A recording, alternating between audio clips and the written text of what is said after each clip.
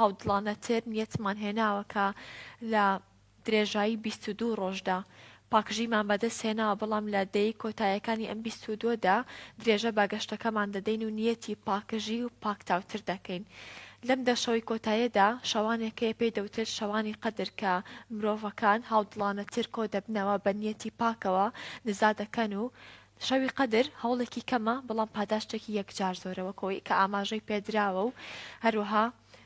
ئامۆژگاریمان دەکرێت کە لەم شەوەدا نزای زۆرتر، پاڕانەوەی زۆرتر، پاکبوونەوەیەکی ڕۆحی زۆرتر، چونکە ئەم شەوی قەدرا فڕینێکی ڕۆحیە بەهۆی بەرگەی ڕیوایەت یاخود نزا و پاڕانەوە لە مانگی ڕەمەزاندا ئاماژەی پێکراوە. اینجا ئەرک و ئیمکانەکانی موسڵمانان لە شەوی قەدردا دەبێت چی بێت و هاوکات ئێمە چۆن بە دوای شەوی قەدردا بگەڕین. بەڕاستی ئێمە بە دواگەڕانێکە کە بە درێژایی تەمەن مرۆڤ دەبێت خەریکی بێت، چونکە پاداشتەکەی 100 هێندەیە و 100 هێندەتر دەبێت. بە خۆشحاڵیەوە بۆ ئەم پرس و بابەتە بۆ ئەم شەو مبارەکە مامۆستا بەرهەم کەرکووکی میوانداری کردوین و وەڵامی ئەو پرسیارانەمان دەداتەوە کە لە مێشکی هەموماندا گەڵاڵە بووە و نازانین چۆن دەست پێ بکەین و چۆن کۆتایی پێبێنین. مامۆستا سەلام عەلەیکوم، بەخێر بیت یاخوا. مامۆستا بەخێر بیت. مامۆستا ئەگەر باسێک لە گرنگی ئەم شەو بکەیت بۆ موسڵمانان. دەشەوە با بڵێن بەگشتی. بسم الله الرحمن الرحيم، الحمد لله والصلاة والسلام على سيدنا رسول الله وعلى آله وأصحابه وأتباعه أجمعين، أما بعد. أم دشوي كوتاي مانجي رمضان حقيقة گرنگترین دشوي صالة بو إنساني مسلمان، بو مروفيكي مسلمان، بو أمتي بيغمر صلى الله عليه وسلم. لبرچی لبروي شوي قدري تيايا كشوي قدر پاداشتی عمريكا 83 ساڵ بەسەرەوە خەیر من 1000 شهر، باشترە لە 83 ساڵ بەسەرەوە. یعنی پاداشتێکی عجیب و گەورەیە. پێغەمبەری خوا صلی الله عليه وسلم کە قائد و قودوە و پێشەوای ئێمەیە کە ئەگەیشتە ئەم دەشەوەی کۆتایی ئەحیا لەیلەه، شەوانی بێدار ئەبوو. پێغەمبەری خوا صلی الله عليه وسلم لە تەواوی شەوەکانی ژیانیا شەو نوێژی کردووە بە بەردەوامی، بەڵام ئەم شەوانە باشتر و زیاتر شەوەکانی زیندوو ئەکردەوە. و لەگەڵ ئەوەی کە شەوەکانی زیندوو ئەکردەوە ئەحیا لەیلەه و ئەیقەظە ئەهلەه، ماڵ و منداڵیشی بێدارە کرد، ئەوانیشی هەڵ ئەساند. ئەویت ئێوەش هەستن بۆی کە ئەوانیش بەشدار بن لەو خەیر و پاداشتە. و شەدە میئزەرەه، پشتی ئەبەست. پشتی ئەبەست بە معنای ئەوەی کەوا کینایە لەوەی کە بە هیچ جۆرێ نزیکی خێزانەکانی نەئەکەوت لەو دەشە و دە ڕۆژەی ئەخیری مانگی ڕەمەزانە. یعنی گرنگیەکی زۆری پێی ئەدا. گرنگیەکەش هۆکارەکەی ئەوەیە کە بە دوای شەوی بە ئومێدی پاداشتی شەوی قەدری دەست بکەوێت کە ئەو پاداشتەیە و تەشجیعێک بێ بۆ ئومەتەکەشی کەوا گرنگی پێ بدەن. کەواتە ئەم دەشەوە گرنگترین دەشەوەکانی ساڵن بۆ ئینسانی مسلمان. وەکو شیرینخان ئاماژەی پێکرد، هەوڵێکی کەمە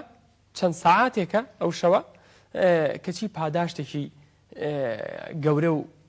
ینی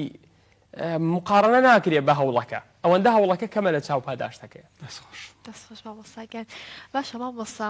بەڕاستی لەم دەشەوەدا ئایا هیچ شەوێک هەیە بە تایبەت ئاماژەی پێکرا بە ئێستا لەسەر قسە و باس و لەناو مەجلیسا یەکێک دەڵێ 27، دەڵێ 25 زۆر مبارەکە. ئێمە لە هەر دەشەوەکە دانیشن یان چەند شەوێکی دیاریکراو هەیە مرۆڤ خۆی بۆ ئامادە بکات و دانیشێت؟ زۆر جوانە. حقیقەتەن شەوی قەدر حکمەتەکەی کە دیاری نەکراوە، خوای گەورە بۆچی دیاری نەکرۆ؟ خوای توانی بڵێ شەوی فڵانە شەو شەوی قەدرە. ئەگەر ئەو شەوە دیاری کرایە ئەم نۆ شەوەی تر پەراوێزە خرا بەگشتی. بۆیە خوای تەعالا حکمەتی وا بووە کە ئەم شەوە بەنهێنی بمێنێتەوە.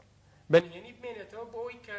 خەڵکی موسڵمانان لە تەواوی دەشەوەکەیە بەدوایە بگەڕێن و هەوڵدان ئەم دەشەوە کامل ئیحیا بکەنەوە بەپێی توانایە. ئەمما پێغەمبەری خوا صلی الله علیه و سلم ئاماژەی پێکردووە لە شەوە تاکەکانە بەدوایە بگەڕێن. ئەمە کەواتە دەشەوەکە گرنگە، بەڵام لە دەشەوەکەیە گرنگترینی ئەو پێنج شەوەیە کە تاکن. پێنج شەوە تاکەکەیە، یعنی 21 و 23 و 25 و 27 و 29. ئەم پێنج شەوە زۆر گرنگن. و هاوڵەکانی پێغەمبەر صلی الله علیه و سلم ئوبەی کوڕی کەعب، عەبدوڵڵای کوڕی عەباس ڕەزای خوایان لێبێ، و ئیمامە بەڕێزەکان وەکو ئیمامی ئەحمەدی کوڕی حەنبەل، ئەمانە زۆر ئیشارەیان بە شەوی 27 کردووە. وحقيقة كاتێک کە تەماشای ئیعجازی ڕقەمی قورئانەکەین شەوی 27 زۆر ئاماژەی گەورەی لەسرە زۆر ئاماژەی گەورەی لەسرە یەکێ لەوانە سوورەتی قەدر 30 وشەیە بە ئەندازەی ڕۆژەکانی مانگی ڕەمەزان کاتێک ئەی خوێنیتەوە لە یەکەم وشەوە تا ئەگەی بە وشەی 27 تەماشاکەی وشەی 27 وشەی هیەیە هیە کە ضەمیرە و ئاماژەیە بۆ شەوی قەدر وشەی 27 ئەمە یەک دوو تەماشاکەی سێ جار وشەی لەیلەة القەدر دووبارە بووەتەوە لە سوورەتەکەیە لە هەموو قورئانە هەرە و سێ جارش دووبارە بووەتەوە لە سوورەتی قەدرایە سێ جار دووبارە بووەتەوە لەیلەة القەدر نۆپیتە کاتێک کە ڕەتی سێ یەکەین کە سێ جار دووبارە بووەتەوە جارێکی تر 27 مان بۆ دەرەچێ ئەم ژمارانە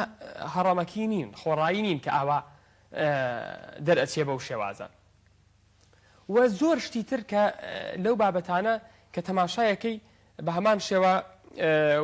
وشەکان ئەگەر بە تەرتیبی وشەکان وەریگرین وشەی پێنجەم وشەی دەیەم وشەی دوانزەهەم وشەی قەدرە لە سوورەتەکەیە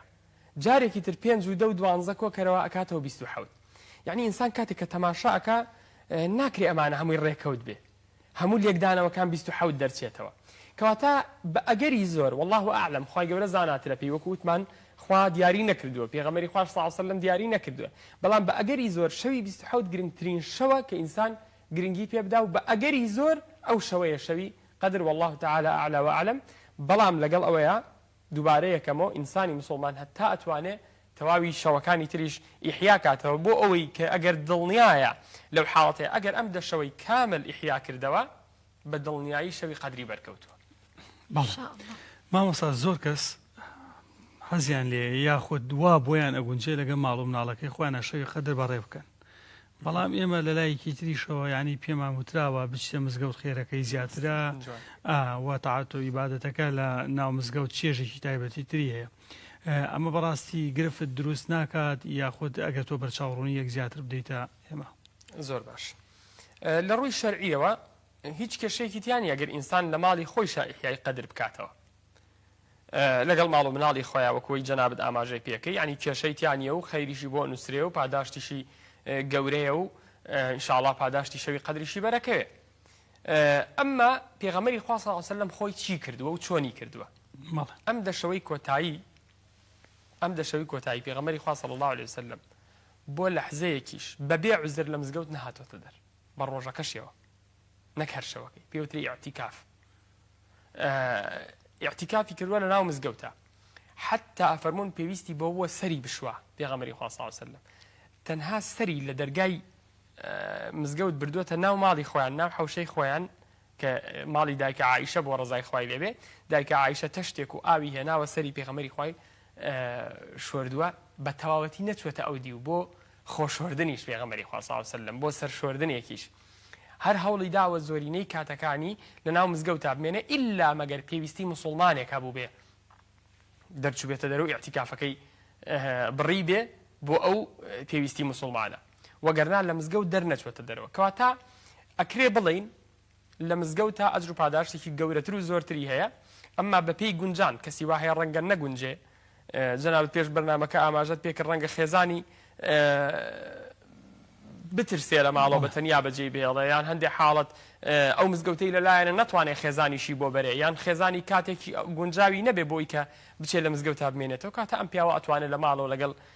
خێزانیا و لەگەڵ مناڵەکانی دانیشە ئیحیای بکاتەوە هیچ کێشەیەکی تیانە بەس ئەفضل مزگەوتەکەی جانم باشە مامۆستا سەبارەت بە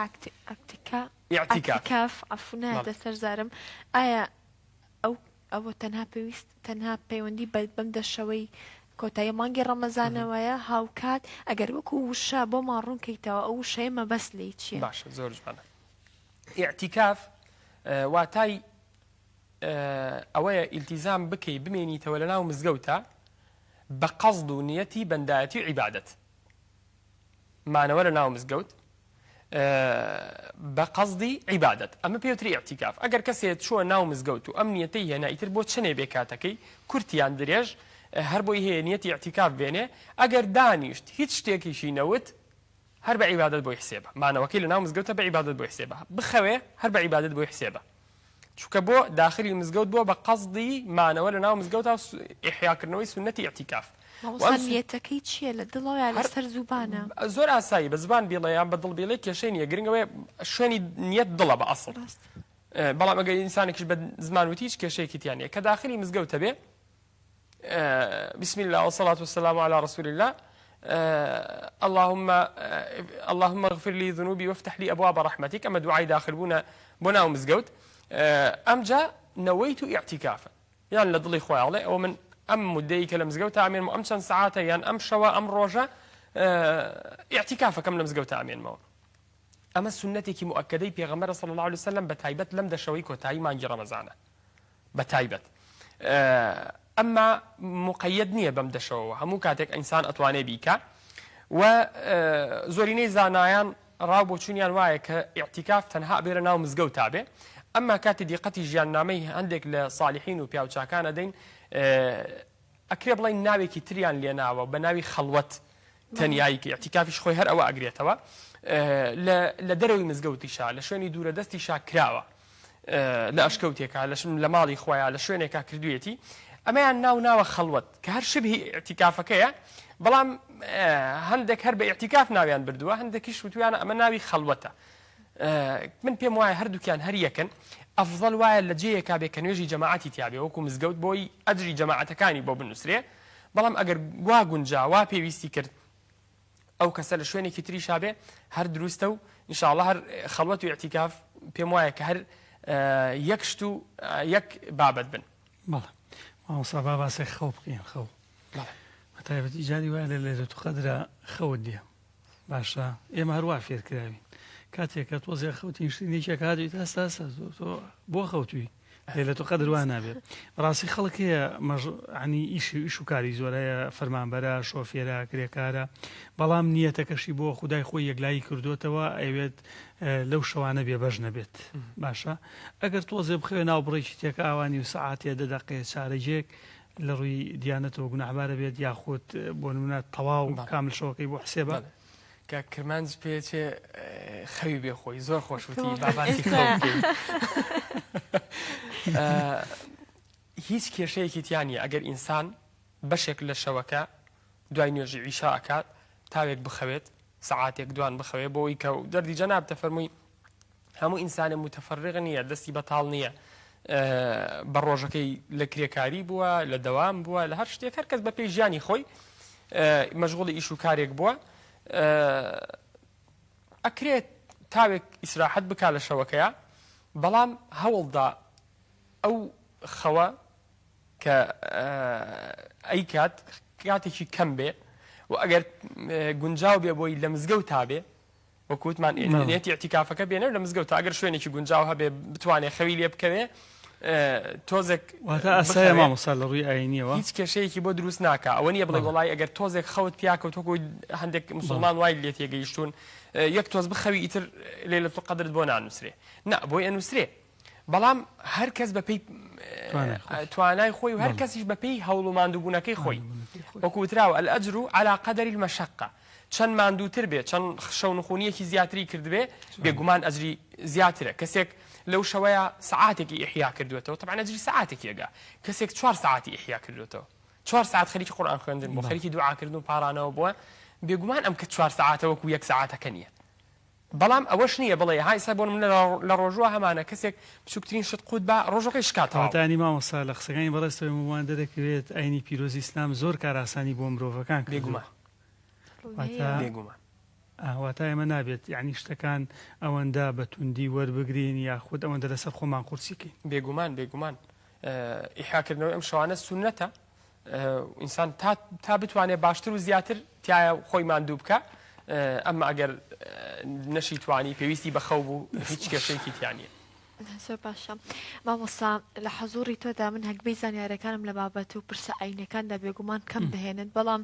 لە یادەوەریمدا هەڵە نەبم کە کاتێک کتێبی ڕێبڕی موسڵمانانم دەخوێندەوە سەبارەت بە ئەکتیکاف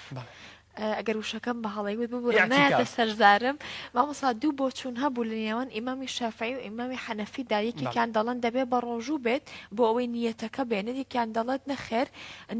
ڕۆژوو بوونەکە شتێکی ئیختیاری ئەتوانێت بڕۆژوش نەبێت و خەڵۆتگیرێکە بکاتەوە لە مزگەوت ئایا ئەم دووڕە کامەی دروستەوە ئەوەی دووەمیان دروستە کە ئینسان ئێعتیکاف پەیوەندی نییە بە ڕۆژووەوە بە ڕۆژوش نەبێ ئینسان ئەتوانێت حتا غەیری ڕەمەزانیش بۆی هەیە ئێعتیکاف بکاو بمێنێتەوە لە مزگەوت هیچ کێشەیەکی تیانە بەس بێگومان ئەفضەڵتر وایە یعنی پیاوچاکانی ئێمە کاتێک لە خەڵوەت هابوون لە ئێعتیکاف هابوون یعنی شەویان تەواوی شەوەکەیان ئیحیا کردوێتەوە نەخەوتون لە شەوەکەیە ڕۆژەکەشی بە ڕۆژوو بوون خەویان لە تاقی بەیانیان نبووە چەند سعاتێکی کەم خەوتون بۆی تەواوی کاتەکەیان ئیستیغلال بکەن بۆ ئەوەی تۆم ئەسەن بۆ منە ئەم چەند ڕۆژە لەو ئیعتیکافەیەم لەو خەڵوەتەیەم هەوڵ بدەم دقەیەکیم لێ نەڕوا دقەیەکی بە زۆر بزانم چرکەیەکی بە زۆر بزانم ئەوەیە بابەتەکە باڵێ مامۆسا دیاردێک ئێستا لە بەشەیەک لە مزگەوتەکان یاخود لە تەواوی مزگەوتەکانی بینین ئەوش دابشکردنی خواردنە شەوان زۆر جار ژاوەژا و دروستە بێەوە هەندێک هەر نایخۆن و هەندێک پیان وایە بەڕاستی ئەمە گرفتی بۆ ناو مزگەوتەکە دروست کردووە بە تایبەتی منداڵان دێن و عنی جۆرە خواردنەکان تاکو چەند پێویستە ینی لە شەوی قەدرا خواردن دابشکرێت یاخود نا ئەگەر نەشکرێت ئاسایەگەرم بابەتە ئێمە ڕوونکردنەوە زیاتر لە بەڕێز دۆر بکەین بەڵێ وەکو ئاسایی و نائاسایی هەردووکیان ئاساییە دابشکردن یان دابش نەکردنی هیچ شتێکمان نییە مانع بێ وەکو نەسێکی شەرعی بڵێ وڵی نابێت لەو شەوانەیە خواردن بخورێ یاخود ئەبێ بخورێ هیچ کامیمان نییە ئەمما بەنسبەتی ئەوەی کە شێوازی دابشکردنەکە و کاتی دابشکردنەکە و ئەمانە زۆر گرنگە ئینسان بزانێ ئەو شەوە یعنی بەڕاستی شەوی خواردن نییە ئینسان ئێمە باسی ئیعتیکافمان کرد ئەسڵ وایە لە ئیعتیکاف ئینسان کەم خۆری بکە یعنی زۆر کەم بخوا بۆچی طبیعی خەو خواردن پەیوەستن بەیەکەوە هەر کات تۆ دیقەت دە ئێواران کە ڕۆژوەشکێنی پێش ئەوە باشی کە ڕۆژوەشکێنی یەکسەر خەوت دێ کەواتە کاتە ئینسان مائیدەی پڕەکە تێر ئەخوا خەوەی گرێ ئینسانی موسڵمان کاتێک کە لەم شەوانەیە ئەمێنێتەوە لە مزگەوتایان لە ماڵەوەیان لە هەر جێگەیەک باشتر وایە برستی بێ ئەگەر خواردیشی کەم بخوا لەبەرچی لەبەروی تووشی خەواڵوی نەیە بتوانێت بزانێت چی ئەڵێ بزانێت چی ئەکا لەو شەوەیە چۆن عیبادەتەکە کەواتە یعنی وەکو پرسیارەکەی جەنابەت دەفەرمووی ئایا باشە با بڵێین یاخود خراپە ئەم خواردن تەوزیعکردنە من ئەڵێم خراپ نییە بەڵام ئەگەر بکرێ مڕاعاتی ئەوە بکرێ کە کاتێکی کورتی بۆ تەرخان بکرێ و هەوڵ بدرێ پاکوخاوێنی ناو مزگەوت ئەو مسلمانانی کە ئەو خواردن ئەخۆنە ناو مزگەوتەکەیە پاکوخاوێنی ناو مزگەوتەکە ڕاگرن نەوەکە ببێ بەمایی ئەوەی کەوا مزگەوتەکان پیسکەن و ژاوەژا و دەنگەدەنگی تیا دروست بێ چونکە بەڕاستی ئینسان ئەبێت لە ناو مزگەوتە هەتا بتوانێت دەنگی نزم بێ هەتا بتوانێت دەنگی هێمن بێ و دەنگەدەنگ و هەرا و بەزم دروست نەکە لە ناو مزگەوت خۆش ئەوەسا ئینشاءڵڵا ئەگەر مرۆڤێک بڕیاریدا لە شەوی قەدرا بمێنێتەوە و نیەت پاکی هێنا ئەو دوعا و پاڕانەوە و نزا و ئەرکانە چینکە باشترین و گرنگترین لە شەوی قەدرا ئەنجامی بدات زۆر باش قورئان خوێندن باشترین شتێکە کە لە شەوانی قەدرا بکرێت قورئان و دوعاکردن ئەتوانم بڵێم دوعا بە دەرەجەی دوو لە دوای قورئان دێ والله ئەعلەم بەپێی ئەوەی کە خۆم تی بگەم دوعا پێغەمبەری خوا فەرمێ مخ العیبادە کرۆکی عیبادەتە دوعا ئەو شتەیەکەوە یعنی دەرگای ئاسمانەکان بۆ مرۆڤ ئەکاتەوە پەیوەندیەکی ڕاستە و خۆی نێوان عەبد و خوایە ئەو چێژەی لە دوعایا هەیە بە تایبەت لە تەنیایەکانە لە درەنگانی شەوە لەو کاتانەی کەوا کەس ئاگای لێ نییە تۆ دانیشتوی دوعا بۆ خۆت ئەەکەی یاخود بۆ کەسێکی مسلمانێکی تری ئەەکەی کە ئەویش ئاگای لێ نییە ئەو ڕەنگە خەوتە بێ و تۆ لەو نیوە شەوەیە دوعای بۆ بکەی ئەو ڕەنگە مەشغوڵی شتێک بێ و تۆ لەو کاتەیە دوعای بۆ بکەی دوعاکردن یەکێکی ترە لەو کارانەی کە زۆر پێویستە لەم شەوانەیە قەدرەیە بکرێ بەداخەوە ئێستا لە گشتی کاتەکانمانە ئینسانی مسلمان دوعامان پەراوێز خستووە هەستەکەین یعنی وەکو بە جۆرێک دوعاکەین دڵمان لە لای دوعاکە نییە ئاگامان لێ نییە دەستمان هەڵبڕیوە خوای جان ڕەحم لێ بکەی خوای لێ گوناهم خۆش بووە خۆم نازانم چیەڵێم ئەو دوعایە بێ لە ناخەوە هەڵقوڵێ لە ناخی ئینسانەکەەوە هەڵقوڵێ بە دڵ بپارڕێتەوە ئەمجا بە زوبان ئەمجا بە جوانترین شێواز بە ئەدەبترین شێواز هەست بکا بەوەی کە خوایەک هەیە و ئێستا گوێبیستی ئەم دوعایەیە و فإني قريب لێت نزیکە هەستکردن بە نزیکی خوا لە کاتی ئەو دوعا و پارانەوەی ڕابعەی عەدەویە فەرمێ خودایە من زۆر دوور بۆ تۆ ئەم ڕوانی کەچی نەمزانی لەبەر ئەوە نەم ئەبینیت لەبەر نزیکی من تۆم نابینی زۆر دوور بانگم لە تۆ ئەکرد کەچی نەمەزانی ئەوە خۆمم دوورم تۆ نزیکی یعنی نزیکترین شت لە چاوی ئینسانەوە پێڵووی چاوەکانە کەچی نایبینی کەس نێ پێڵووی چاوی خۆی ببینێ خۆ نزیکترین شتە لێی دوورترین شتە بینی کەچی ئەو نزیکترین شتە نابینی نزیکی خوش لە بەندەکانی ئاوهایە بەڵام حیجابێک هەیە ئەو حیجابە نەفس و هەو ئارەزۆکانی خۆمانە شەیاطینیە وای کردووە کە ئێمە هەست بەو نزیکی خوا نەکەین تاوانەکانمانە بۆ بە حیجابێک لە بین ئێمە و خوایە پێویستە ئەو حیجابە لابەرین هەست بەو نزیکی خوا دروستکەین و بپارڕینەوە قورئان خوێندن دوعاکردن ئەگەر ئینسان کەسانێکی دەستکەوت لەو شەوەیە بتوانێت سەدەقە و خێر و خێراتیان پێ بگەیەنێ و لەو شەوەیە بتوانێت قسەی چاک بکات گوێبیستی قسەی چاک بێ غەیری قسەی چاک بە زبانیان نەیە یعنی لە کاتی ئەعتیکافە یەکێتر لەو خاڵانە لەم شەوانەیە کە پێویستە ئینسان زبانی بگرێ قسەی دنیایی نەکا کەمترین وشە بڵێ ئەو وشانشی کەوتی کە ئیلا خەیر و چاکە و سەدەقات و وشەی باش و شیرین لای موچە نەبێ باسی دنیایی نەبێ مامۆستا ئەڵێ 99 گومانی چاکە گومانی خراپەش بانەبێ زۆر جار ئێمە لە مانگی ڕەمەزانی پیرۆزە بەڕاستی جاری وای چینە مزگەوتەکان مامۆستا بە تایبەتی بۆ ئێوەمانە خەڵکانێکە بینن بە ساڵیش نهاتوۆتە مزگەوت بەڵام لەو دەشەوەی لەیلەتو قەدرە بە کۆڵ ئەگرێ ئەپارێتەوە داوای لێخۆشبوون لە خوای گەوراکە ئەمە تاکو چەندێک گرنگە ئێمە دایمەن گومانی باش بە مرۆڤەکان بەرین ینی مرۆڤی وایە ئێمە پێمان وایە بەڕاستیەکەی لەوانەیە لە ڕووی دیانەتەوە زۆر لاواز بێ یاخود کۆمەڵەشت بێ بەڵام لە مانگی ڕەمەزانە کە ئیبینین زۆر لە مسلمانانی تر بە پەرۆشەوەیە بۆ دوعاکردن بۆ عیبادەت أصل وايا نحن علينا بالظواهر والله يتولى السرائر إما ناتينا نيواني خوا وبندكانو في غمري خوا صلى الله عليه وسلم هاوليكي هبو دواي حرام كردني عرق يا خوارت يعني هنا جلدي أنا كرت حكمي عرق خوار جلد الإسلام جلدي كانوا ليدا بياني دوباره عرق يا خوارت دوباره يعني هنا جلدي أنا كردوا سيبارة بردوام محالي أو هاوڵی پێغەمبەر صلی الله علیه و سلم ئەشی زانی حرام و خۆی پێ کۆنتڕۆڵ ناکراو نفسەکەی پێ کۆنتڕۆڵ ناکراو ئەچوو دووبارە عەرەقی خواردەوە یەکێک لە هاوڵەکان ڕۆژێک قسەیەکی ناشرینی پێڵێ لەو کاتێک کە جەڵدیەکەن چۆن بڵێ یعنی کەئەنەو ئیتر بەس نییە کورەت وەرنەکرد عارن نەنا هەموو ڕۆژێتی هەڵدانە خۆیت و کەچی تۆ لەسەر عەرەق خواردن هەر بەردەوامی پێغەمبەری خوا صلی الله علیه و سلم تووڕابێ زۆر تووڕابێ فەرمێ لا تعینوا الشەیطان على أخیکم یارمەتی شەیطان مەدەن لەسەر براکەتان إنه يحب الله ورسوله والله زۆر جوانە ئەگەر ئینسان مسڵمان لەمە تێبگا لە ئەسنای پرسیارەکەی جەنابەت خوا شاهیدە دڵم پڕ بوو هەندێک کەسی لەوانەم بیر کەوتەوە لەو جۆرە ئینسانانە کە لە ناخەوە لە دڵەوە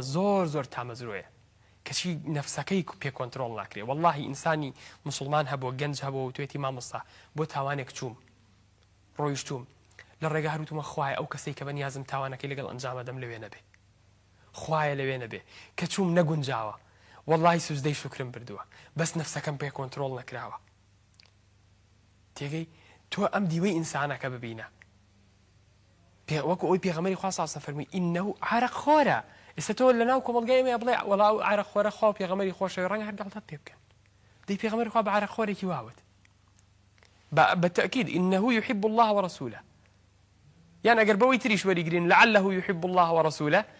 في ماضي بور رواية تشهر هيا رنجا خواو بيغمري خوش بي أي شان هر أميدك جورية تو من يك أنا يك شيء وقت بو بجرموا روجك بمجلو برجوا لناو شارع أطلسي خومان لكركوك الرويشتم كسيك بدوامه وبو چەند جارێک هەستم پێ کرد کە ئەو نەفەرە بەدوامەوەی و ئەوانە پێم سەیر بوو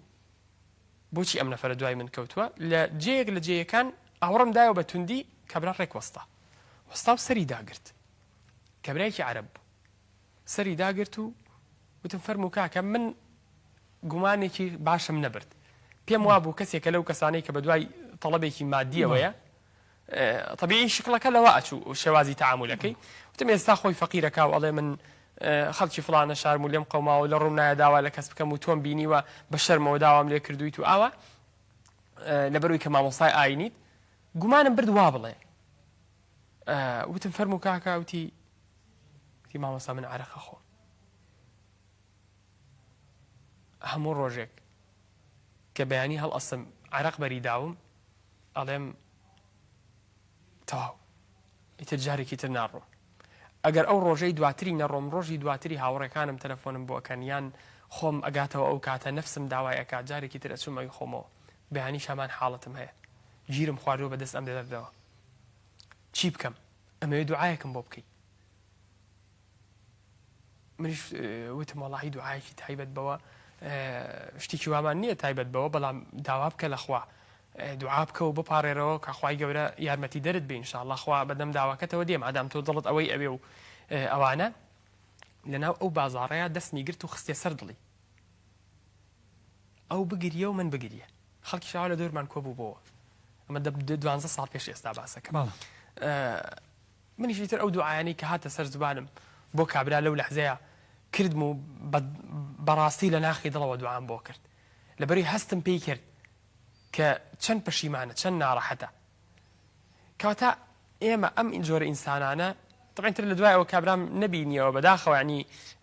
لەو لەحزا نەهات بە مێشکما ژمارە مۆبایلێکی لێ وەرگرم شتێک کە ئیتر دوای پەیوەندیەکمان لە بینی یەکە هەبێ نازانم کابرا ئومێدم وای ئینشاءالله گەڕابێتەوە و ئەو جۆرە ئینسانانش کە دێن لە مانگی ڕەمەزانە دێنە مزگەوت و ئەپارێنەوە و دوعا ئەکەن ئەوانە بەحقیقەتەنە بێ ئێمە نزیکیان کەینەوە لە مزگەوت و لە دین نەوەکا دووریان کەینەوە هەوڵ دەین موژدەیان پێ بدەین دەستخۆشیان لێ بکەین تەشجیعیان بکەین نەکا بەڕابردۆکەیان بیان شکێنینەوە دەستخۆش هەرخۆی مامۆستا شتێک هەیە دەڵێت کاتێک کە مرۆڤێکت بینی تاوانێکی کرد شەو نابێت سبەینێ باسێکی چۆن ڕەنگە دوای ئەوە داوای لێ خۆشببوونی لە خوددایە گەورە کردبێت و خودداش لێی خۆش بوو بێت بەڕاستی هەر ئەسڵەن نەک ئەوە ئیمامی غەزالی ڕەحمەتی خوای لێ بێ فەرمێ ڕۆژێک ڕوبەڕووی مەشروب خۆرێک بوومەوە ئەلێ لەحزەیەک بە دڵما هات کە ئەنەه ئەم کابرایە بۆەوە ئەکاوەکو ئەو بچووکتر لە خۆی ببینێ فەرمی خێرا گەڕامەوە بە خۆم وت ئەی غەزالی ئەوە چی ئەڵێی تۆ ئەو لە بیئەیە کا گەورە بووە ڕەنگە نەیتوانی بێ وەکو تۆ پەروەردە ببێ تۆ لە بیئەیەکی و لە ژینگەیەکی ترا گەورە بووی دەوروبەرەکەت هاندەر بوون و یارمەتی دەربوون بۆی تۆ بیبەم غەزالیە دوایوە چوزانی عاقبەتی تۆ چییە بێ و عاقبەتی ئەو چیە بێ ڕەنگە عاقبەتی ئەو لە جێگەکەی تۆ و عاقبەتی تۆ لە جێگەکەی ئەو بێ کە زەمانی خۆی نەکردووە بەمانە نەفسی خۆی گەڕاندە و سەرزەنشتی کرد بۆ ئینسانی موسڵمانە بێ ئاوا بیرکاتەوە دەستخۆش مامۆستا سوپاس وامەدەبوونت چکەلەوەی کۆمەڵک زانیاری باشی پێبەخشین و هەم بەڕاستی ڕووەخۆشەکەشی بەخشین و ئەمڕۆ بۆ ئێمە خی گەورە سەلامەتتانکە زۆر سپاسی ئێواکە هیچ ماوە لە کۆتاییە مامۆستا وەڵاهی لە کۆتاییە ئەوە ناڵێم ئەم دەشەوە خەزێنەیەکی گەورەیە خۆش بە حاڵی ئەوەی کەوا لێی تێگا